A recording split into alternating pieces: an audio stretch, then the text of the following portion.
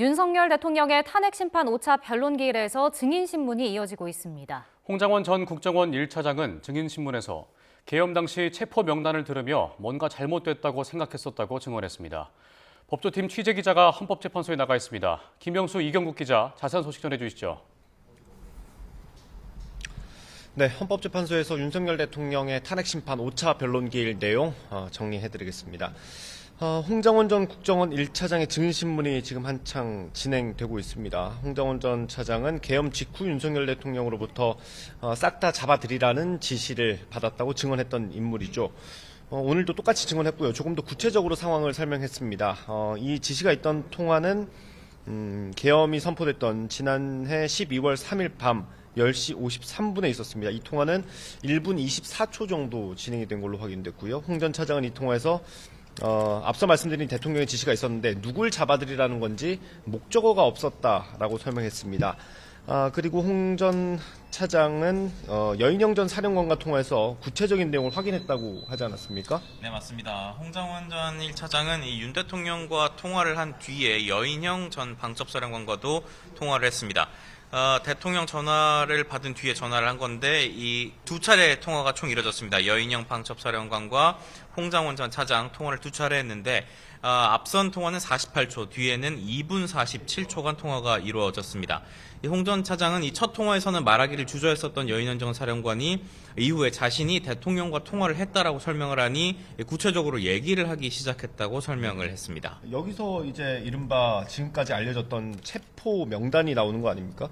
네, 맞습니다. 이 홍 전 차장은 여 전 사령관과의 통화 내용을 메모를 했다고 설명을 했는데요. 여기에 이른바 이 체포 명단도 포함이 되어 있습니다. 홍 전 차장은 당시 자신이 급하게 메모를 했는데 추후에 정리를 해보니 이 체포 명단 대상이 한 14명에서 16명 정도였던 것으로 기억한다고 오늘 증언을 했고요. 이어서 자신이 이 체포 명단을 들으면서 뭔가 잘못됐다라고 생각을 했었다고도 증언을 했습니다. 또 여 전 사령관이 이 체포 대상들을 검거한 뒤에 방첩사 구금시설에서 감금 조사할 예정이다. 위치 추적을 부탁한다는 취지로 말했었다고도 증언을 했습니다. 홍 전 차장은 이 말을 듣고 자신이 어떻게 따를 수 있었겠느냐면서 아직도 왜 감금 조사를 하려 한 건지 이해하지 못하겠다라고도 오늘 말을 했습니다. 이어서 당시에 이 국정원장 조태용 국정원장에게 지침을 받고자 관련 내용을 보고를 했었지만 이 조태용 원장은 내일 얘기하자라고만 한 뒤에 자리를 떴었다고도 증언했습니다. 네, 오늘 변론기일에는 증인이 총 3명이었습니다.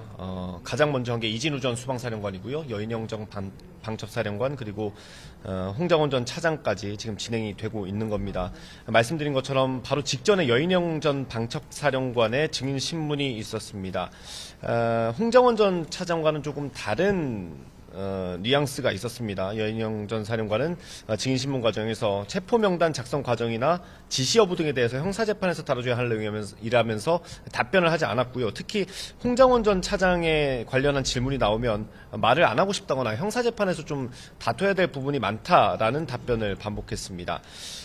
다만 다른 질문에서 특정인에 대한 위치 파악을 시도했다는 사실은 확인했습니다. 여 전 사령관은 조지호 경찰청장에게 합동수사본부 구성을 위한 인력과 특정 명단에 대한 위치 파악을 요청했다라고 말했습니다. 다만 이게 체포를 위한 것인지는 언급하지 않았습니다. 여인영 전 사령관은 군이 좀 정치로 이용됐다라는 취지로 말했죠? 네, 맞습니다. 앞서 여인영 전 방첩사령관은 이 검찰 조사 과정에서 윤 대통령과 김용현 전 국방부 장관이 군을 정치적으로 이용했다라고 진술한 바가 있습니다. 오늘 증인신문 과정에서 여 전 사령관은 당시 자신의 심경이 그랬다면서 이 같은 발언을 했다는 사실을 재확인을 했고요. 이어서 이 계엄 선포 전인 지난해 11월 6일과 30일 자신이 김용현 전 장관을 만났을 때도 계엄에 대한 부정적 소신을 전하기도 했다라는 점을 강조하기도 했습니다. 특히 30일 김용현 전 장관을 만났을 때는 이 계엄에 대한 부정적인 입장을 전하면서 다소 언성을 높이는 일도 있었다고 증언을 했습니다. 네, 이렇게 증인신문 내용을 정리해봤고요. 윤석열 대통령이 오늘도 몇 차례 발언을 했습니다. 일단 이진우 전 수방사령관 증인신문이 끝난 뒤에 했던 얘기를 전해드리면요. 이번 사건을 보면 실제 아무 일도 일어나지 않았는데 지시했느냐 또 그 지시를 받았느냐 이런 얘기를 하는 게 마치 호수 위에 떠있는 달의 그림자를 쫓아가는 느낌이다 라고 말을 했고요. 또 수방사 병력은 10여 명이 겨우 국회에 진입했는데 4인 1조로 끌어내는 지시가 상식적으로 가능한 건지 모르겠다. 이렇게 지적하기도 했습니다. 윤 대통령은 또 대국민 호소를 위해서 계엄을 선포했다라는 얘기도 했죠. 네, 맞습니다. 이 비상계엄 선포가 계엄의 형식을 빌린 대국민 호소였다는 점을 윤 대통령은 오늘 직접 거듭 강조를 하는 모습이었습니다. 다만 당시 국무위원이나 군 사령관들에게는 이 곧 해제가 될 계엄이고 군 투입도 얼마 안 되는 이런 대국민 호소성 계엄이라는 점을 미리 설명할 수는 없었다라고 말을 했는데요. 따라서 이 각자가 매뉴얼대로 준비를 하다 보니 자신이나 이 김용현 전 장관이 생각한 것 이상의 조치를 준비했을 수도 있다고 윤 대통령은 주장을 했습니다. 이어서 윤 대통령은 이 자신이 국회 비상계엄 해제 요구에 따라서 국무위원들을 소집을 했고 국회 경내에 있는 군 철수도 지시를 했었다면서 아무 일도 일어나지 않았다는 점을 거듭 강조하는 모습이었습니다.